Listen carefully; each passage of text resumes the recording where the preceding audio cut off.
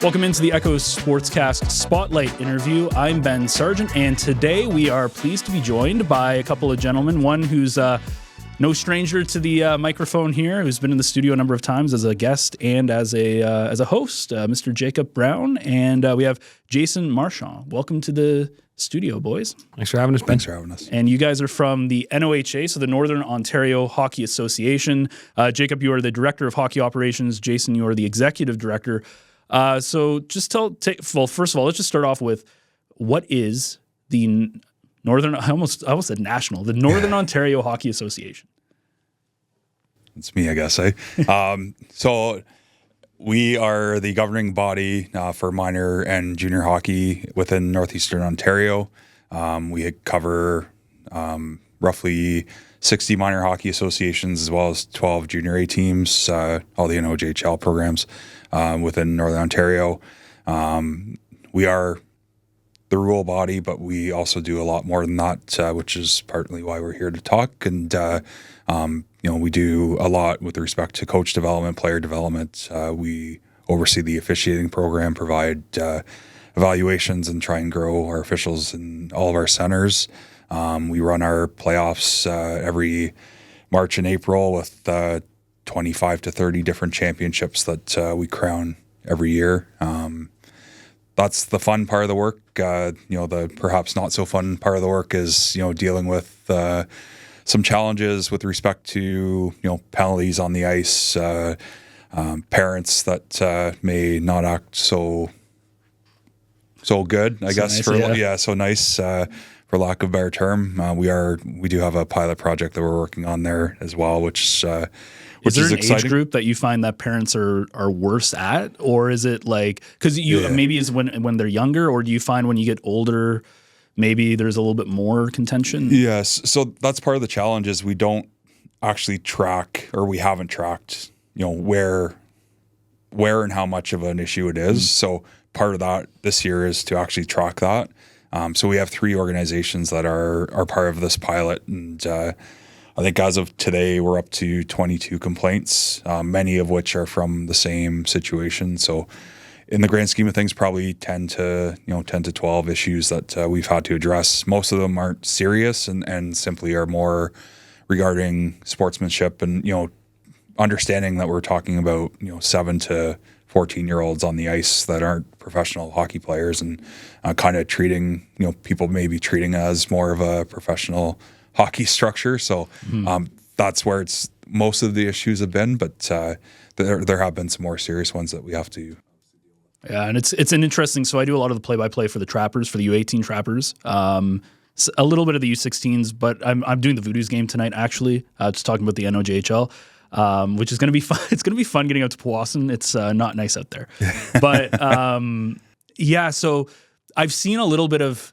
Number one, I think with the parents, first of all, it's a huge commitment, especially when you get into AAA, AA, like all the rep hockey, and they pay for stuff. They're paying it's a lot of money. So I guess how do you guys usually try to handle that a little bit, knowing that there's a huge financial burden and a investment in these kids' youth while trying to maintain the integrity of the sport as well? It's an interesting question that probably has many different answers. It's probably, yeah. But I think the most simple piece is people seem to have a different attitude once they step into the rink versus going in public, where we have officials as young as 14 years old, and comparing to maybe a fast food joint, those people are not yelling at a 14-year-old employee that may have screwed up and put. I mean, sometimes somebody who used to work retail, sometimes that happens. But from time to time. But it seems like once people, not everyone obviously, but once some people step into the hockey rink, things change. And in the end, we've focused so much over the last number of years on respect. Parents have to take a course about respect. We've promoted green armbands for our younger officials to really emphasize that they're not necessarily lacking experience, but from a maturity perspective, probably aren't as prepared to deal with parents who are yelling and whatnot. And so in the end, we want people to act, I don't want to say normally, but act with respect ultimately. Yeah. And again, understanding that people are investing money, but at the same time, we're not the NHL. NHL players make mistakes as well. Officials make mistakes there. But it's completely different. Yeah, and it's interesting. So we're talking about the disciplinary side of it, which I think that's probably what most people see you as, because when do they interact with you? Probably the most as a disciplinary body, which you're so much more than that, right? So maybe, Jacob, you can talk us through a little bit about what is some of the stuff that you guys do, like some of the great work that you guys do that is not the disciplinary stuff that's fun and exciting. Yeah. Well, first, I'll just touch real quick on the what is kind of contentious about the parent behavior. I think for me, when I look at things, it's all about perspective.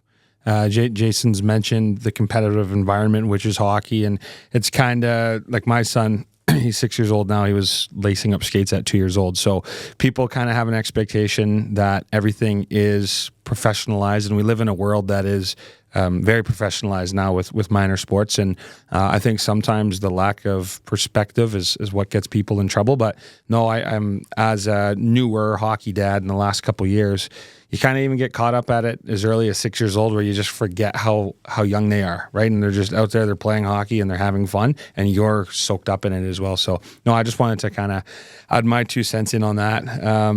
Some of the great initiatives that we have, obviously we've really put a lot of emphasis on the need for development. That's a huge word within Hockey Canada's development structure. Is development, is fun, and they preach teaching the fundamentals from the earliest ages when they get on the ice. So we have really invested a lot of time and effort and resources into a robust coach mentorship program this year, which implores former professional coaches, OUA coaches, individuals that are involved at the major junior level, and there are open book resources currently for community level coaches, whether it's a U9 House League coach or a U18 AAA coach that just wants to pick somebody's brain and try and get to the next level. We've also done great work with we have a U9 pilot happening throughout the OHF right now, and the NOHA is fortunate to be involved in that. So our office has kind of taken the reins of getting people adjusted back to full ice hockey. That's always been a little bit of a conversation piece within the Hockey Canada structure. Lots of really good initiatives that are happening as far as development, the officiating side as well.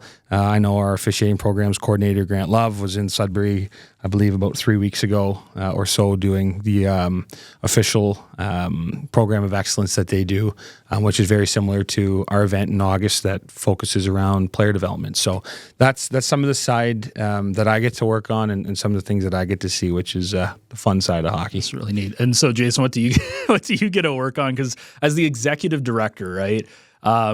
Do you get to see it's kind of funny because you think, like, when you hear your title, you think, oh, that's what an executive director would be. But then, so what kind of do you do, to support? Are you more like on an admin side or a high level side?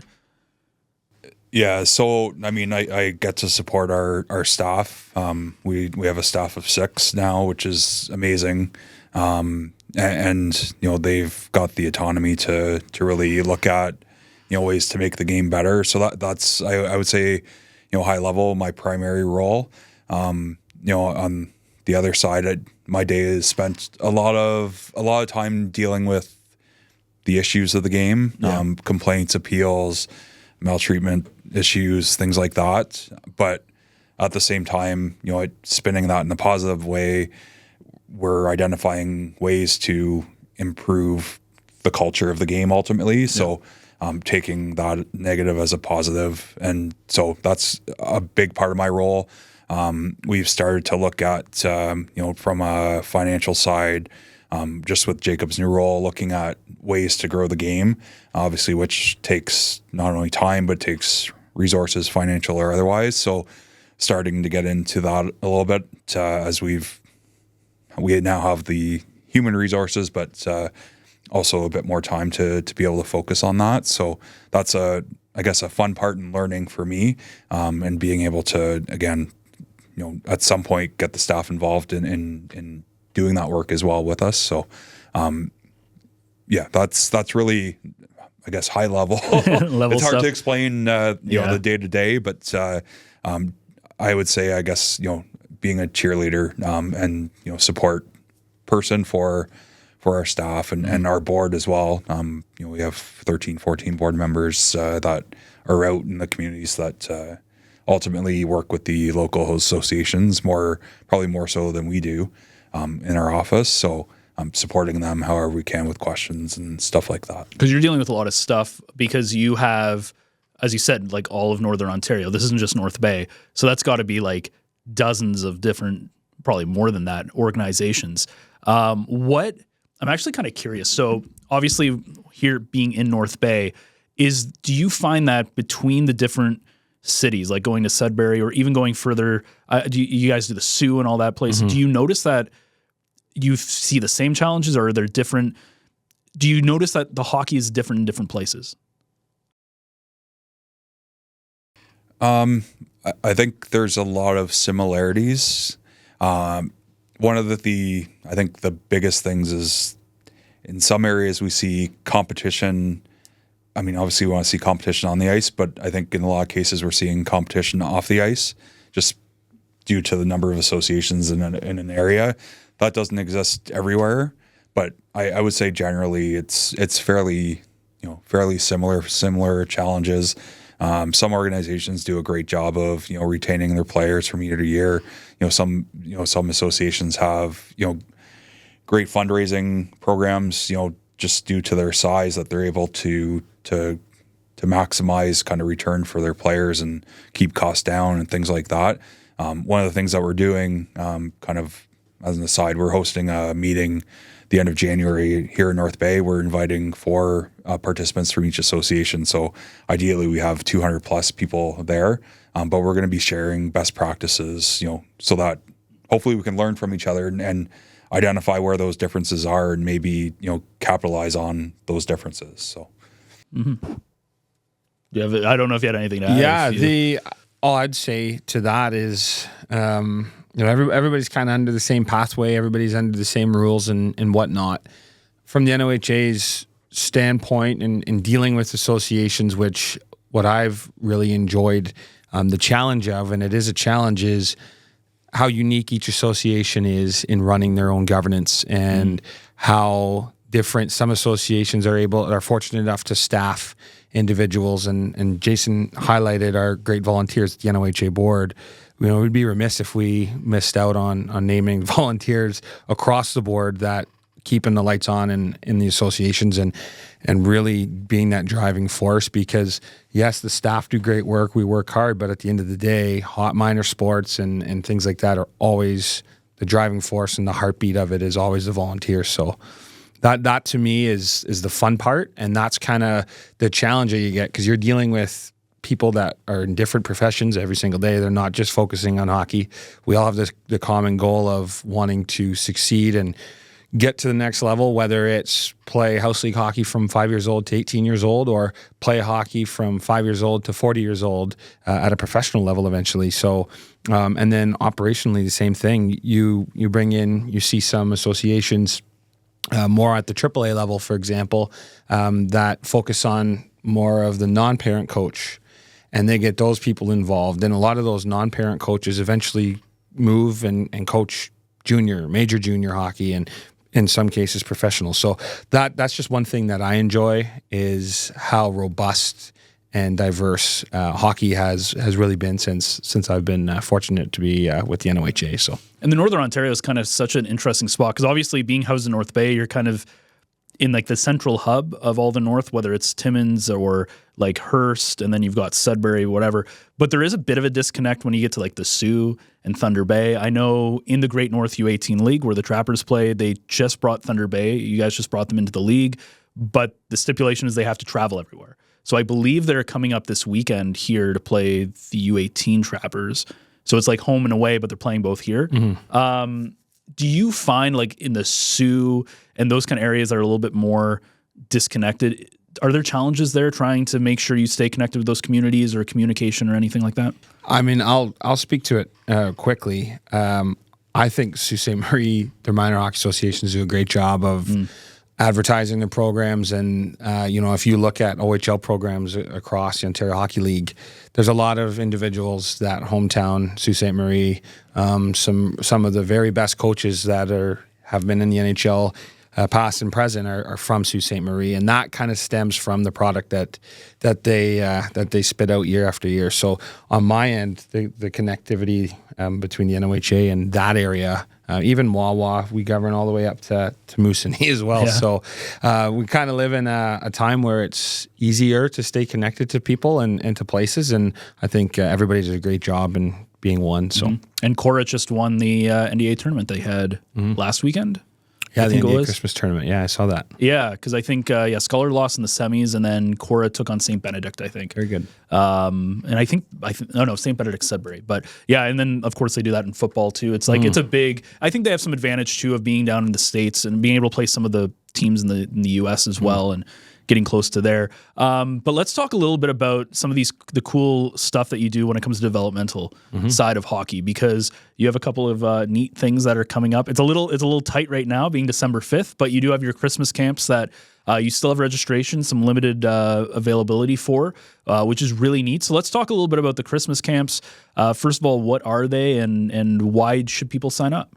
Yeah, so I mean, the origin really of it was just conversations a few years ago that we want to have more opportunities for kids to develop outside of their traditional programming and playing under the same coach all year and things like that, and really filling in a void at Christmas time where teams a lot of the time are off the ice for not an extended time, but for a couple of days here and there. And it was just a real good opportunity that Jason and I discussed back in 2022. We put the rubber on the road and made it happen. The first year that we did it, we were fortunate to have about 600 people across the NOHA participating.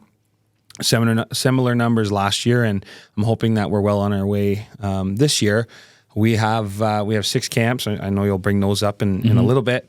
They will take place from December 27th to December 30th, and all of those camps are run by individuals that work at a high performance level within not just the NOHA. We have in Sault Ste. Marie, Ken Belanger, former NHL player, and his son, who's a current Nipissing Laker men's hockey player, Kenny Belanger, will be running the Sioux camp, for example, with Brian Clement, who's I believe he's the goalie coach actually at Lake State, as well as the Sioux OHL team, the Greyhounds. So lots of opportunities for the kids. And the one thing that I love about the Christmas camp is it's, again, diverse. We have from U7 all the way up to U18 and then goalie-specific sessions. But we've provided, and hockey has long provided, a lot of opportunities for rep players to go out and do things. Yes, rep players are more than welcome to come to this, but this is tailor-made for more of the recreation player if they want to come out and just, I don't care if you can't skate from blue line to blue line or do 2 laps around the rink without falling. It's just a really good opportunity to learn. If you want to sharpen your skills, there's that ability. If you want to just go out and get a sweat on and have fun with friends, there's that opportunity as well. So that's really what I take away from the benefits of the camp. And honestly, there's nothing better than being on the ice. So we're glad to provide that. I remember doing power skating way back. I think that was in like Englehart. I can see the rink. I can't remember. I think it was in the Tri-City towns, or I think that's what they're called, the Tri-Towns. Is that what they're called still? New Liskeard would be Liskeard. Yeah. There you go. Yeah. I remember doing those. And so, yeah, you said the age groups, the goalies. Where are they happening? Because this is across Northern Ontario. Yeah. So do you remember off the top of your head? Or I'm going to try. Okay, let's see. I can fill in which ones you forget. So we'll start close to home here. We'll start in North Bay. Yeah. So that one's kind of scattered throughout the city. In North Bay, I believe we're using all 3 arenas throughout. Again, if you're interested in signing up for the camp, you have till December 15th to do so, 5 p.m. Schedules are posted on the NOHA website, as well as the Northern Ontario Hockey Association social media pages, being Facebook as well as Instagram. We have camp as well in Sudbury which is another exciting opportunity. Little Current, Englehart, as you alluded to, that city, Timmins, and Sault Ste. Marie. Okay. So we have the 6 opportunities for the kids to get on. The camps are really capped at 36 people per ice session. Gets crowded if there's that many people, but to me that it'd be fun to have that many people on the ice, and that really would speak to the successes of what we're trying to do. So great opportunities for it. It's 1 hour a day. So the fee is $110 plus HST, which gets you 4 hours of ice and coaching, as well as a NOHA Christmas themed water bottle and ugly hockey sweater. So those were Source of Sports helped us out with that. Has been a great partner with us over the last few years, helping us with the Christmas camp. So it's going to be really good. And where do you go to sign up? So to sign up, you can right off of our website. If you go to the NOHA website, there will be a link. It will redirect you to Sportal, the Hockey Canada registry. You'll go on that platform, and payment can be made on there through any major credit card, and then your invoice will get your receipt and everything. Your schedule will get sent to you automatically in the email. You're like a salesperson. Yeah. Well-oiled machine. Trying, eh? That's part of it, eh? Yeah. I don't know if you have anything to add, Jason, or... I know that's probably not your purview, but no, it's not anymore. But I think to the number of people on the ice, one of the great things, as Jacob mentioned, like we have great knowledgeable coaches that are going to be leading these sessions who have the experience and capability to really create stations and incorporate everyone into the ice sessions. So I know that's been brought up as a potential concern by some, but the people that we have are more than capable of incorporating everyone, making sure they're busy for the the ice time. So I know you name dropped the Sioux. Is there anybody else that that you have confirmed yet in these different cities that they might be interested in? Like that coaches and people who are running it. Yeah, people that we had. Yeah, so the North Bay camp will be run again by Mike McParlin and a few of the guys from the Lakers team. Zach Roy was out last year doing the goaltending thing. They had Kyle Foreman out, former captain Devin May out. Mike and his guys did a great job there. Little Current in the past has been run by Espanola Paper Kings owner and head coach Jason Rapsowitz. We're hoping that that's the case again this season.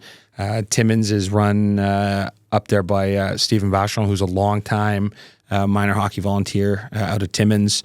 He actually had a stint as an assistant coach on Team NOHA at the U16 AAA level a couple of years ago. Sudbury will be run by Sean Viancourt and Tim McWhirter. Tim is, again, Sean's a great volunteer, and Tim's actually on our coach mentorship committee that we have. He's another longtime volunteer. Tim's actually out of Parry Sound, but he loves working with the NOHA, and he's done fantastic work. So yeah, lots of really good people involved in what we're doing. The Englehart camp is run by Rick Barron and Steve Polyblank, who between the two of them have about 500 years of hockey experience. So that should be good for the kids up there as well. Cool. Okay, so let's talk a little bit about the first half of the season. So the first half's basically over at this point, which is kind of crazy to think about. It's almost Christmas time. Favorite moments, and it could be something on the ice, it could be a parent story, it could be a kid's story. What was the thing that stood out to you in the first half of the season? We'll start with Jason, because I know he's thinking. You see the wheels spinning. Yeah, my recency bias might come into play. That's okay. So I'm going to give two. So we've talked internally about really recognizing, the positives that happen in hockey. And there was a story by Randy Pascal over in Sudbury about an on-ice official who's from the NOHA, officiates in the NOHA, that is balancing being on ice as both an NOHA official, an OHL linesman, and going to get his medical degree. Oh, yeah. Cool. So that was a really cool story to read, because it shows the life skills that hockey brings, not only for officials but players. That's my recency bias. The most exciting piece for me was, so I'll go back to April. our board discussed our strategic plan and goals that we have collectively, one of which was the parent piece that I talked about. But we worked with a company out east to help facilitate the conversations, and they were seeking 3 pilot organizations to kind of support the program and kind of figure out what it all looks like. It was probably the easiest thing I've ever done in hockey to get those 3 organizations to come on board. And the people that participated, they participated in like, I want to say 40, 50 hours of Zoom meetings to come up with a... That makes my skin crawl. Just the idea of that many Zoom meetings, yeah. We had a break every 50 minutes, so that part was good, but they literally spent 40, 50 hours on Zoom meetings to talk about, what the issues are, and then identifying how we're going to address those issues.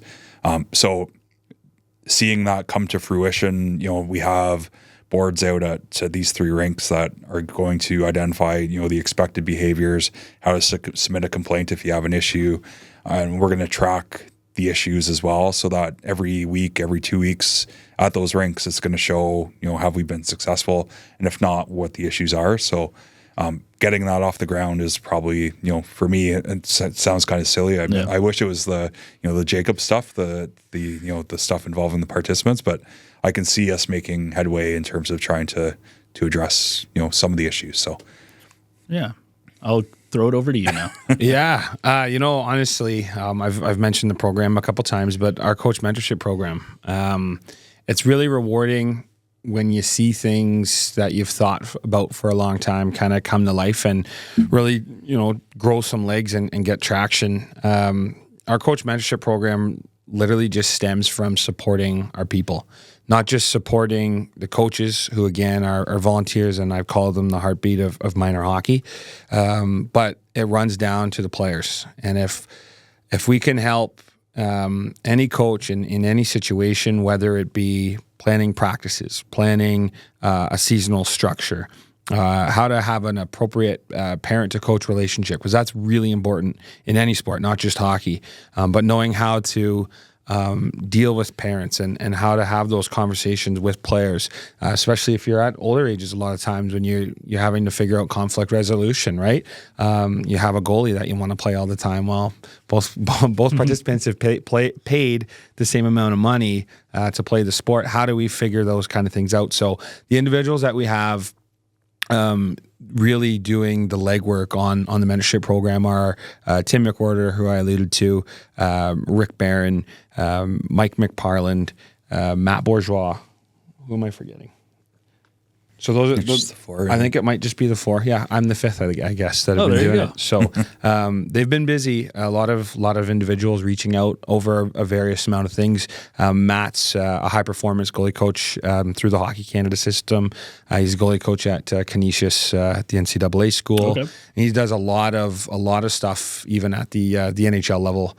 Helping individuals learn, and just a very smart individual, and all the other guys that we have as well. Obviously, Mike McParland's a longtime OUA coach, longtime pro coach, played pro hockey for many years, and then Rick Barron's, I think he's probably in his 55th, 56th year of minor hockey volunteering, and Tim McWhorter's not far behind. So lots of knowledge there, and I love it because I have a son obviously coming up through minor hockey, so I have those different lenses that I can put on, which is cool, because the more that a coach has in his toolbox, the more they can give back to the athlete. So that to me has been the most exciting piece, and I just look forward to seeing it even grow further. Cool. All right. Anything we haven't talked about? I think we talked about a lot of stuff, but I know we didn't get too much into reffing. I don't know if there's a lot you want to speak about on the ref side. I know that. Talk about pathways, another thing where you can go from house league entry level to refereeing all the way up to the NOJHL and then potentially beyond. Mm-hmm. I know refereeing is something that it's always hard to get people out. Like we used to umpire, right? Mm-hmm. So we understand a little bit about the good and the bad. Yeah. It is a very fun thing to do. Yeah. The only downside is people's opinions and some of the unfortunate abuse that people get in this. This is across all levels of sport, organized sport. But yeah, let's talk a little bit about refereeing and some of the stuff that you guys offer to be able to give people the tools to be able to referee as well as they can. Yeah, well, I'll let Jason talk about the meat and potatoes of the refereeing piece. But for me, as far as people getting into refereeing or maybe noticing a stigma about abuse towards officials and things like that, I think the one thing to remember is there's a lot more good than bad. Mm-hmm. Right. And it's such a genuinely rewarding thing to officiate. As you alluded to, umpired for a lot of years, and you hear the grandma or the grandpa or the mom or the dad or the brother or the sister getting upset and whatnot. But at the end of the day, it's a game. And everybody's just trying to have fun and get a little bit better. So for me, if it's something that you're interested, I know Grant out of our office does an amazing job trying to recruit and really trying to support people as much as he can in his position. And the NOHA has a lot of things that I'm sure Jason will talk about here to support officials. Yeah, so where to start? So I guess as a first-time official, we've made it very easy and cost-effective to join, where our costs to register are essentially what our costs are. There's nothing beyond that. So from insurance and all that fun stuff. So it's very easy to get involved. We have supports available for officials, both obviously there's clinics to take to become certified for the year, but we have a supervision program that we're working every day to improve upon, so that we get experts out there to watch and provide feedback on how to improve. There's a lot that we're doing, as Jacob alluded to, like we talk about the negatives that may happen in the game or at the rink with respect to abuse and whatnot, but there's a lot that we are doing to try and minimize that to ensure a positive experience for everyone. And as Jacob mentioned, Grant is a great resource. We also have Glenn Campbell in North Bay as well as our director of officials that is available to support all officials. We're working we did one this year. We did a kind of a clinic with one of the local high schools, but that's something that as a recruitment tool is a good opportunity to get to the people that young people that are potential officials. And I know that was extremely successful. We did it in the past as well before COVID, and I think once or twice maybe in the last couple of years, but something that I know Grant is going to prioritize as we go forward to recruit officials, especially where we need them. I mean, we need them everywhere, but there's some areas across our area that we probably need them more. So really focusing on those areas. So cool. Do you guys have a suggestion box? Some place that you can put suggestions? I have one. As a play-by-play man, I just need to know some of the phonetic spellings. I don't know who to talk about that, but it would just do when I do the amount of parents I've had come up to me like, it's actually pronounced this, because we see them once a year. And I have to go to howtopronounce.com to figure out how to do some of the pronunciations. Just my suggestion, if I don't know who to talk to, but if you can find a way to do that where because I know that teams like in the Great North U18 League, because it's on Flow Hockey, you have to have announcers or you get fined and that stuff. I'm just putting it out there. It would be nice. It would take 10 minutes. Just get a phonetic guide. That's my 2 cents. Anyways. Noted. Okay, perfect. I don't know if this is going anywhere, but it's on. In the OHL, they provide the sheet, so maybe we ask the teams to do that for you. I don't know. It'd just be nice. Well, Jacob, Jason, thank you so much for joining me. I don't know. Is there anything else that we didn't touch on that you think would be good? You want to get that message out there? And nothing that comes to mind from my end. I appreciate I appreciate the opportunity as well to be on here and talk a little bit of hockey. Of course, always. All right, well, that's been another Echo Sportscast Spotlight interview. I'm Ben Sargent. Thank you so much for listening. Don't forget to like, share, and subscribe, and we'll see you in the next one.